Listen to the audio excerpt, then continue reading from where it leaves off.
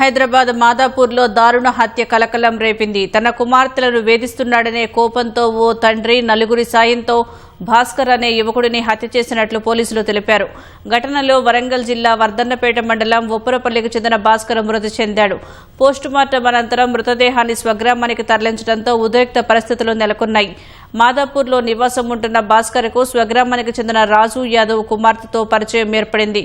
అమ్మాయి తల్లిదండ్రులకు అసలు విషయం తెలియడంతో భాస్కర్ను పలుమార్లు మందలించారు. కుమార్తెకు వివాహం చేసిన తర్వాత ఆమెతో చాటింగ్ చేయడం ప్రారంభించి ఆమె భర్తకు స్క్రీన్ షాట్లు పంపించినట్లు పోలీసులు వెల్లడించారు. భార్యాభర్తల మధ్య వివాదాలు తలెత్తడంతో విడాకుల కోసం కోర్టును ఆశ్రయించగా ఈ నెల 23న మంజూరయ్యాయి.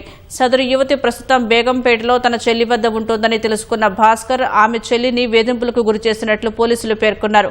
మార్ఫింగ్ ఫోటోలతో వేధిస్తున్నట్లు ఆ యువతులు తండ్రి రాజు యాదవ్కు తెలియజేయడంతో భాస్కర్పై కక్ష పెంచుకున్నాడు. పథకం ప్రకారం బావుమరిది కుమారస్వామి సహా మరికొందరితో కలిసి భాస్కర్ను హత్య చేసినట్లు పోలీసులు వివరించారు. రాజు యాదవ్, కుమారస్వామి పోలీసులు ఎదుట లొంగిపోగా మిగతా వారి కోసం పోలీసులు గాలిస్తున్నారు.